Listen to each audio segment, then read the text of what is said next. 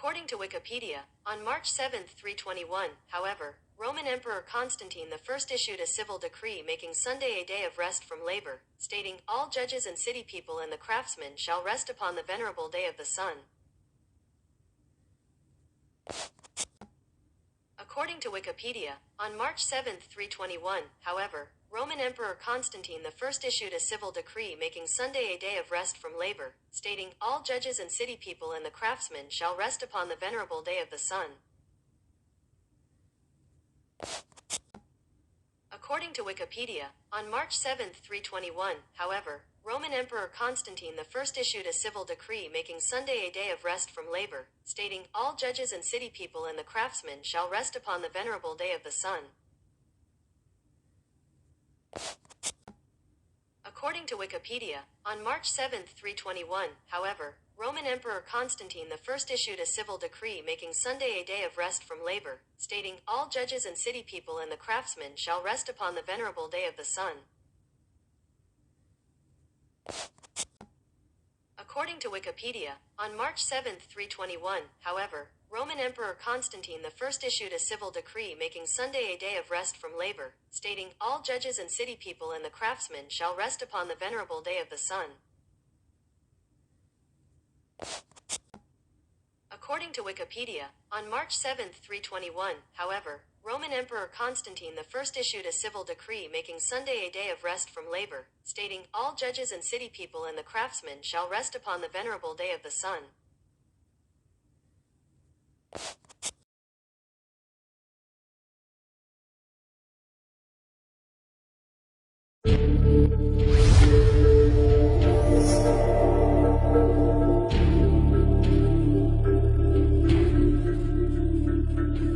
When was the Roman Catholic Church made? In order to understand its birth, first we need to follow the process on how the early church in Rome, which had been persecuted, obtained recognition from the Roman Empire.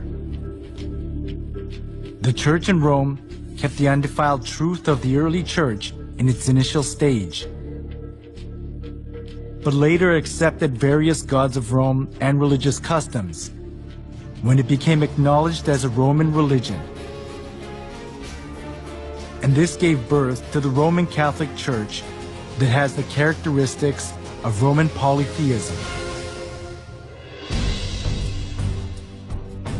The Apostle Paul preached the gospel of Christ to Palestine, Asia Minor, Greece, and finally in Rome.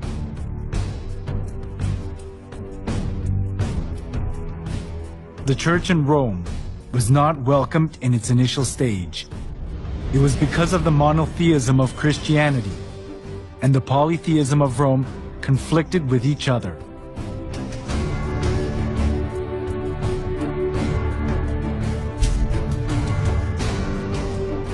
The Romans believed that everything, humans, places, and goods, was inhabited by divinity. As they accepted folk beliefs of the people they conquered, far more various gods and religions prospered in Rome.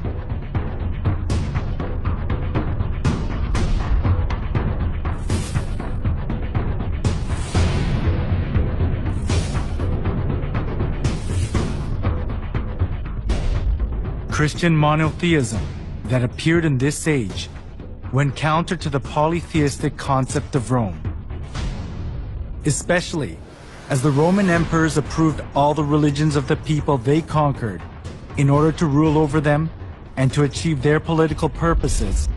This came into conflict with Christianity, so the Roman emperors persecuted the Christians. The early church was oppressed by many emperors, but there was a turning point during the reign of Emperor Constantine in the 3rd century.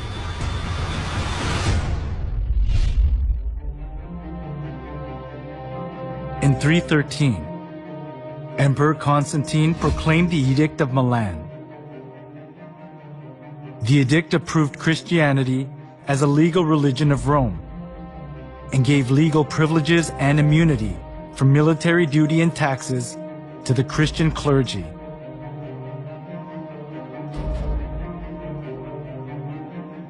There was the political goal of Constantine underlying such kinds of preferential treatment.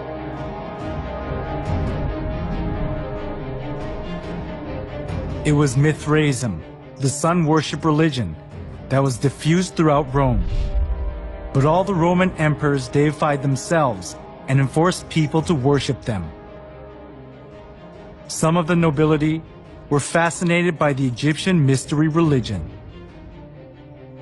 So, Rome suffered from religious dissension within itself. At this, Constantine tried to make the best use of Christianity that had spread throughout the whole region of Rome, despite all sorts of persecution. This was because he thought that Christianity could solidify his empire. By approving Christianity as a national religion of Rome, Constantine tried to seek the unity of the Roman Empire under one religion.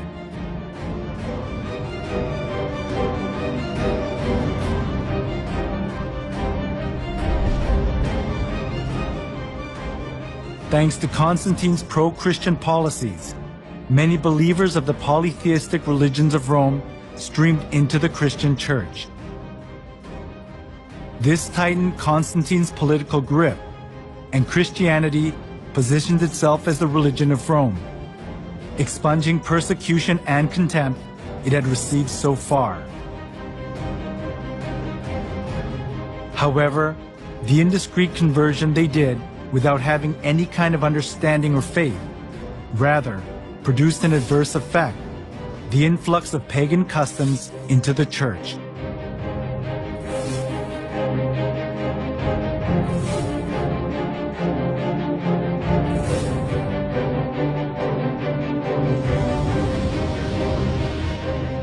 Those who were tainted with polytheism of Rome looked as if they had converted, but in actuality it wasn't easy for them to get rid of the religious rites and institutions of worshiping the sun, the moon, and the stars, and various gods and goddesses, which they had worshipped since their forefathers. The church in Rome sought for solutions to disburden the pagans when they converted to Christianity. It was to bring in things similar to the gods that the pagans had believed into the church. They thought they would increase the number of pagan converts by doing that.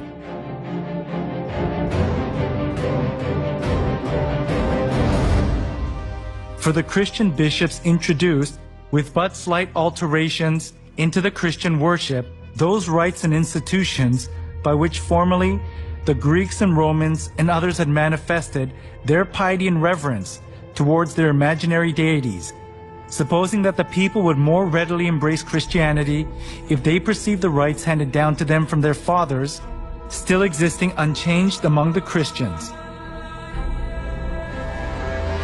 The church in Rome that had been persecuted and despised wanted to put their roots down in Rome as an approved religion, even if they had to be mixed up with Roman polytheism. It was because they wanted to keep their faith in comfort, being freed from the extreme pain of persecution.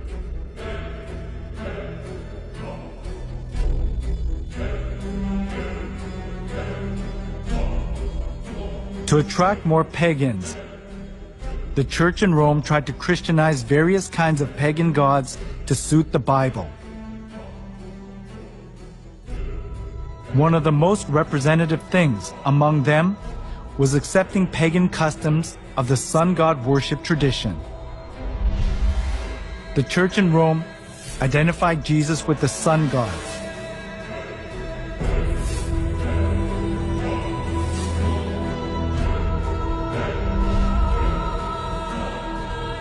Inside of the church was decorated with various kinds of sun images, and the idea to worship the sun was established as if it were the truth of the church.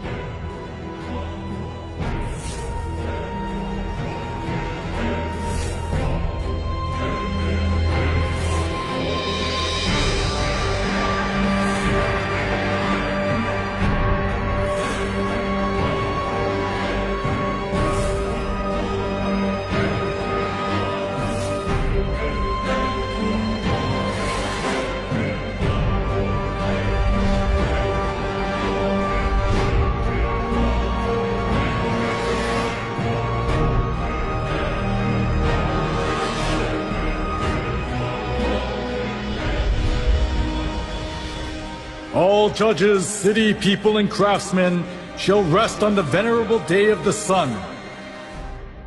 Constantine's edict in 321 played an important role in making the sun god worship faith to put its roots down in the church. Constantine continued to identify the sun with the Christian god in some way. When in 321, Constantine made the first day of the week a holiday, he called it the Venerable Day of the Sun, Sunday. The Christian church took over many pagan ideas and images. From sun worship, for example, came the celebration of Christ's birth on the 25th of December, the birthday of the sun.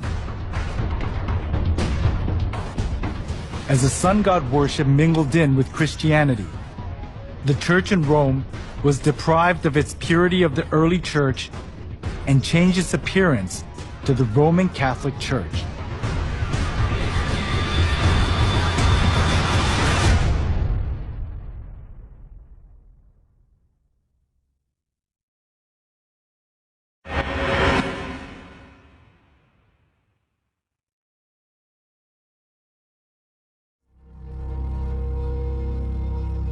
Before the 3rd century, the church in Rome was one of many churches that were scattered all over the Roman Empire. The reason the church in Rome later became the head of all the churches of the world and dominated the Middle Ages was because it joined hands with Emperor Constantine. As a result of Constantine's pro-Christian policies, many people who believed pagan gods converted to Christianity. This consolidated Constantine's political position, and there was no need for the church in Rome to refuse the converts because it was a good opportunity to secure its religious position.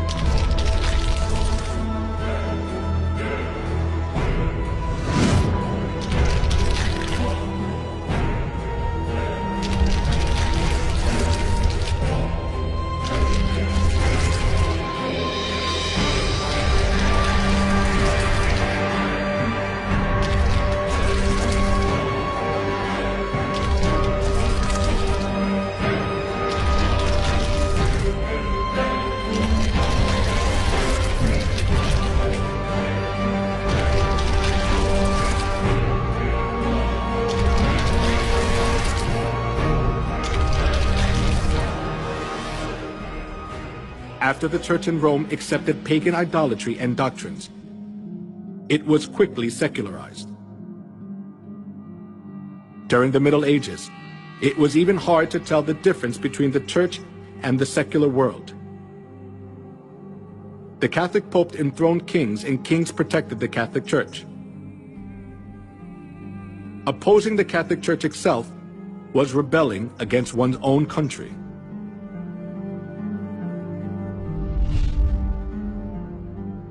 The Pope wielded an absolute power. We can see just how powerful he was through one incident, the humiliation at Canossa. That happened during the time of Pope Gregory VII.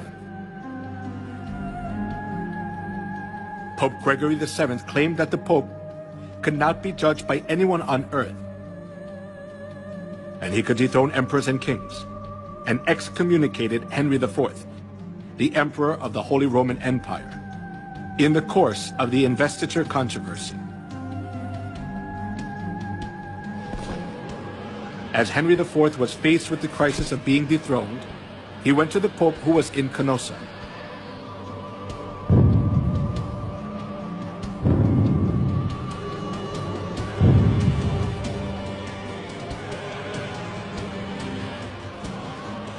Barefoot, he knelt for 3 days in the snow outside the castle of the Pope and begged for his forgiveness.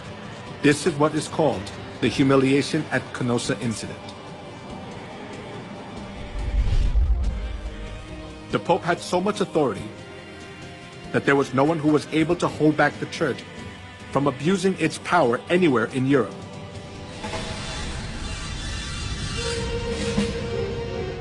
Not only that, the popes committed numerous crimes such as murder, blasphemy, simony, and adultery to hold on to their seat of power.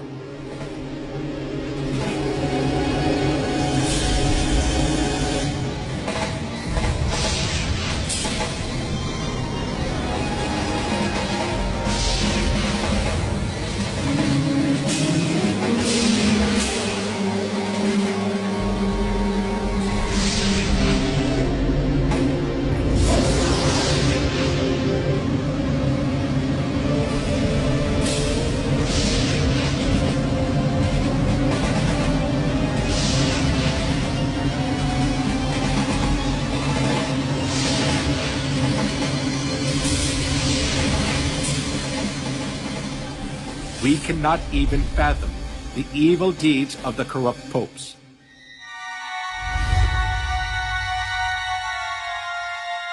Among them, Pope Leo X enjoyed works of art and collected masterpieces. He invited artists like Michelangelo, Leonardo da Vinci, and Raphael to the Vatican and richly ornamented the church. Being driven by his vanity, he constructed St. Peter's Basilica.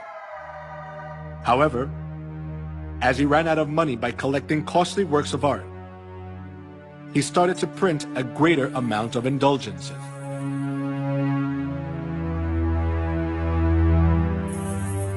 An indulgence is a certificate giving the forgiveness of sins. The Catholic priest propagated that people were guaranteed to enter the kingdom of heaven safer when they gave more money. Come, see for yourself. This is not just a simple indulgence. Even though you don't do confession, all your sins will be forgiven. Even the sins of your relatives in purgatory will vanish. Will you just leave your mother to suffer in the fire? Come here, everyone. Come. When you drop the coins in the box and it makes a clinking sound, then the souls will arise from the fiery purgatory.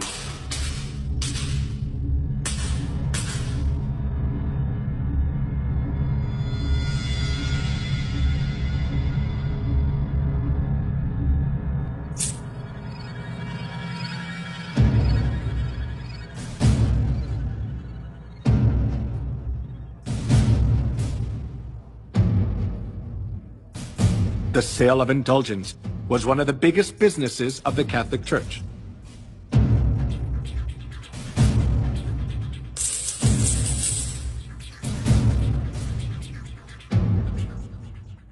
Since indulgences was a good solution for those who were seized by the fear of hell, numerous people gathered to buy the kingdom of heaven.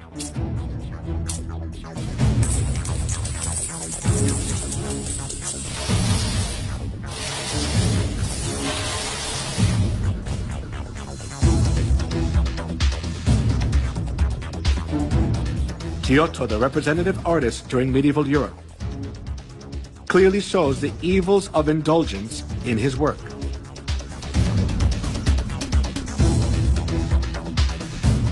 The Last Judgment.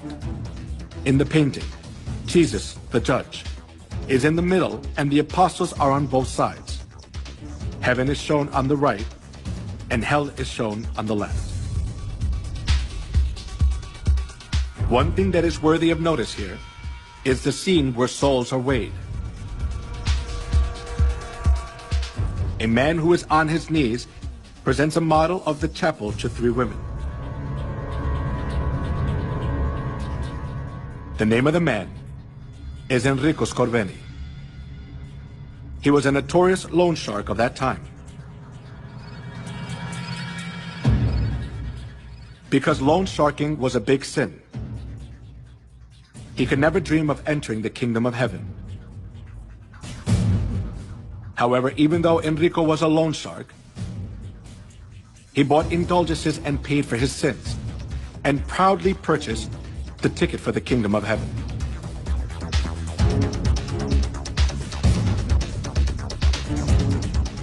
The Bible teaches that only God can forgive sins.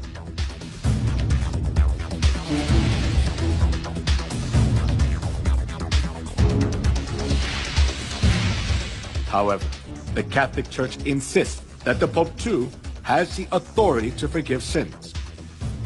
This kind of false teaching enabled them to commit fraud, the sale of indulgences.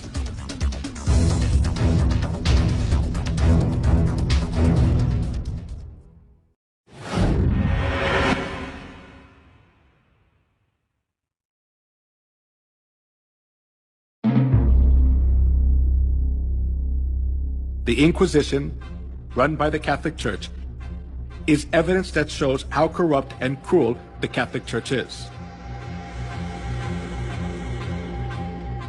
The Inquisition, which was established for religious trials, became a transnational institution of the Catholic Church. It was devised to condemn heretics designated by the Catholic Church. Heretics defined by the Catholic Church were the Christians who opposed the false insistence and doctrines of the Pope and wanted to live by the Bible,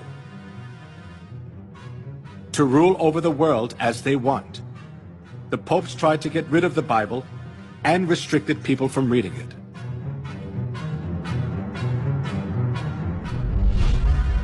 Pope Alexander III labeled those who read the Bible as heretics and commanded to confine Christians who were condemned as heretics to expropriate their property.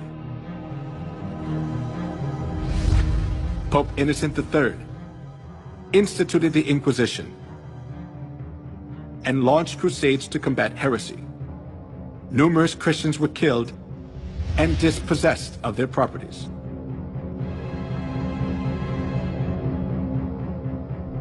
Pope Gregory IX claimed to punish heretics who did not repent, and appointed the order of Saint Dominic as the Inquisitor.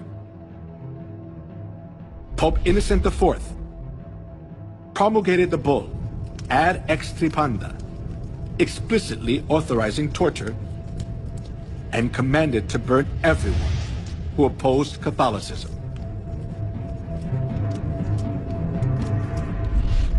Here is the salient religious trial of the century. Giordano Bruno, a medieval astronomer, was charged as a heretic by the Catholic Church and burned at the stake. The reason he was burned was that he denied the geocentric theory and insisted on the heliocentric theory. After that, Galilei verified that the Earth revolves around the Sun. But he too was declared a heretic and was forced to recant his heliocentric view.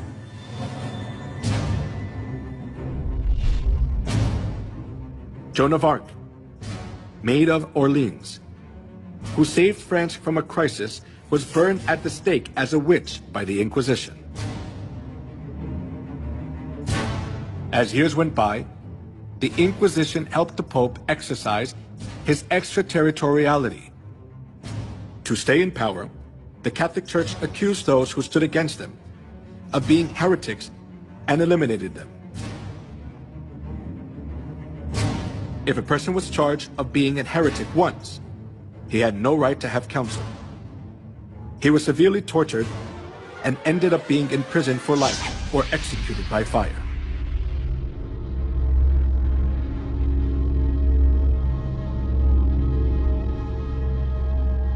The Inquisition was the most infamous and devilish thing in human history. It was devised by the popes and used by them for 500 years to maintain their power. For its record, none of the subsequent lines of holy and infallible popes have ever apologized.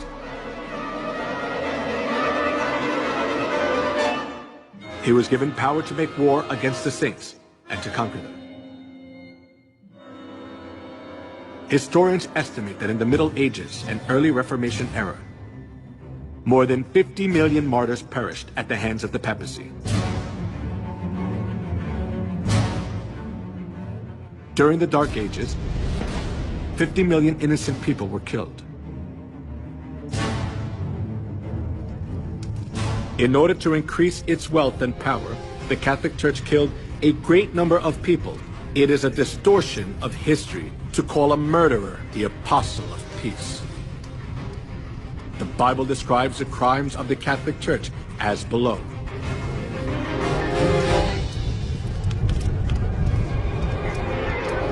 I saw that the woman was drunk with the blood of the saints, the blood of those who bore testimony to Jesus.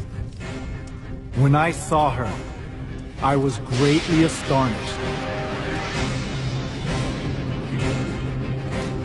He will speak against the Most High and oppress his saints and try to change the set times and the laws. The saints will be handed over to him for a time, times, and half a time. The Roman Catholic Church was Babylon the Great that ruthlessly killed innocent people who followed Jesus. The crimes of the Roman Catholic Church, which are prophesied in the Bible, are clearly seen in history.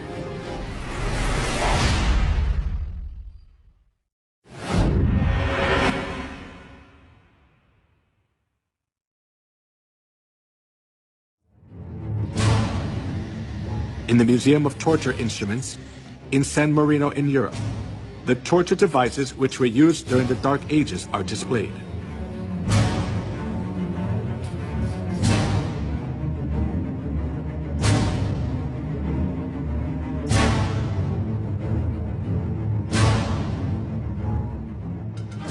Iron Maiden.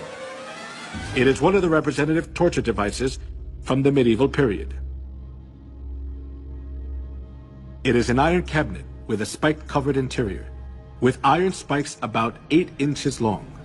When a person is enclosed inside, the whole body is pierced with the pointed iron spikes and is fatally injured, and the person dies slowly from excessive bleeding.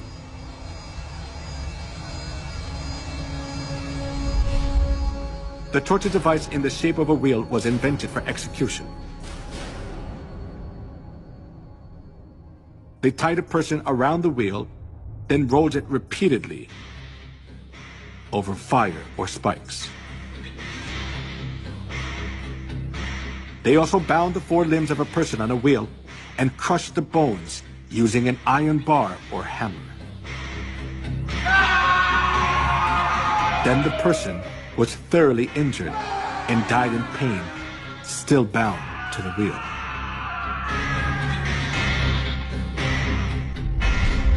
The Inquisition invented cruel torture devices to give victims as much pain as possible.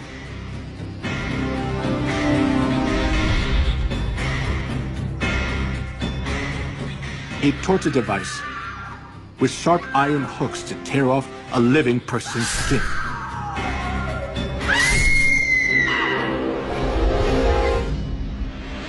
A pyramid-shaped torture device with a sharp tip.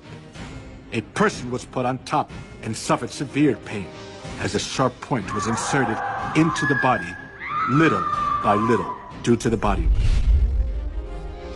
Most of the time, tortures were carried out by Catholic monks or priests. They pulled out nails using pliers, burned parts of the body with fire, and crushed fingers and toes with torture devices. A pulley was used to lift a victim's body up, and then drop them to make all the joints go out of place. A person was burned alive while their hands and feet were tied. A chair with spikes was used to tie a person down, and it made blood come out from every part of their body. If a victim denied the Catholic Church's teachings, despite the heart torture, they poured boiling lead in the mouth or ears, or gouged out their eyes, or flogged them until parts of their skin flew off.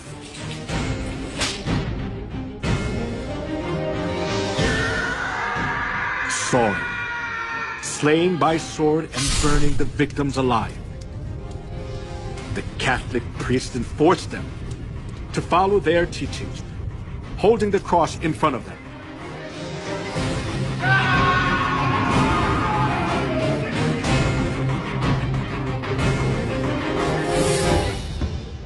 The persecution for anti-Catholics continued as a large-scale massacre. In 1209, 6,000 were slain to death at Berthiers. And 1211, 100,000 Christians were massacred at Lavore. Though the massacre at Merindal, 500 women were locked in a room and burned to death. In the massacre of Orange in 1562, the Italian army sent by Pope Pius IV was commanded to slay men, women, and children. In 1572, approximately 100,000 people were massacred in Paris, France.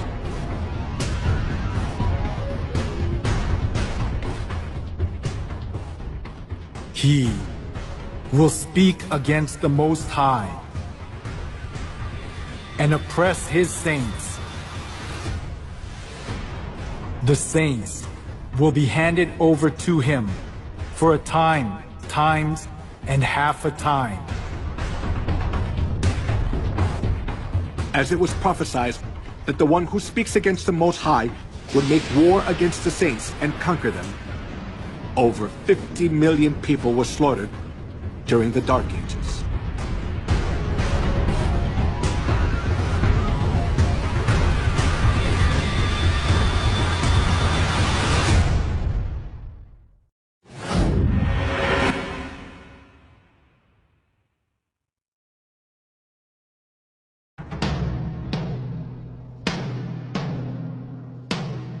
The cruel massacre of the Catholic Church during the Dark Ages continued to the Holocaust, which killed 6 million Jews, the most tragic event in human history.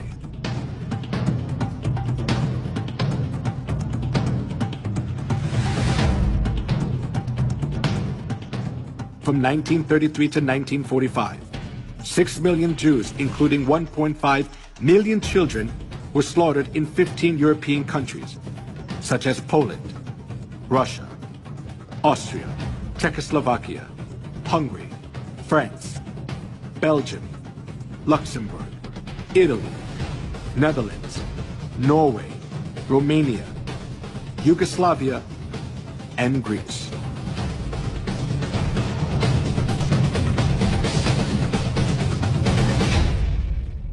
All property of the Jews was confiscated. Women were dragged naked in public. They suffered from starvation, infectious diseases, confinement, and public execution. The Jews who survived faced a miserable death in gas chambers in concentration camps built by the Nazis.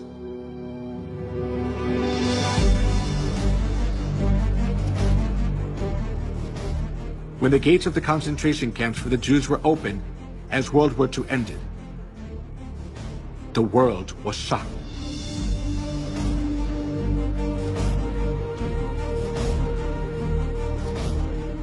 In the concentration camps, there were dead bodies of the Jews that were not buried yet, piled up like a mountain.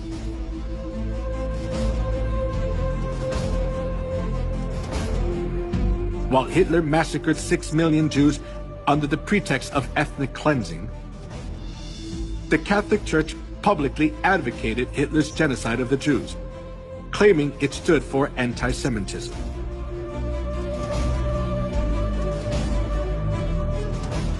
When the Nazis' genocide of the Jews reached its peak, Weissmandl, a Jewish rabbi, sent a letter to the Vatican to ask for help.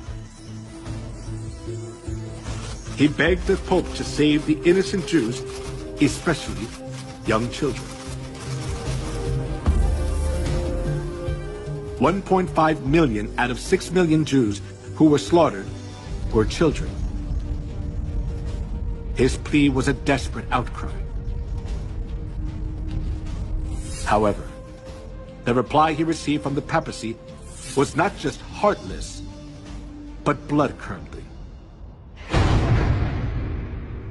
There is no such thing as the innocent blood of Jewish children. All Jewish blood is guilty, and the Jews must die, because that is their punishment for that sin. The Catholic Church was always hostile to the Jews for the reason that they had killed Christ. And they committed countless murders under the pretext that they were punishing the Jews on behalf of God.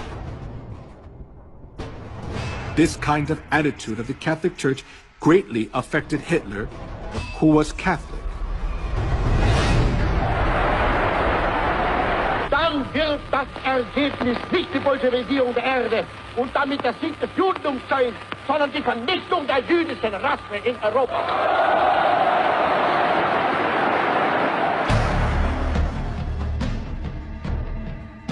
Hitler was a fervent Catholic. The reason Hitler extremely hated the Jews was from the historical experience of the Catholic Church, which had treated the true Christians and the Jews mercilessly for 1600 years. For this reason, Hitler was able to commit the Holocaust, sending 6 million Jews to gas chambers without hesitation.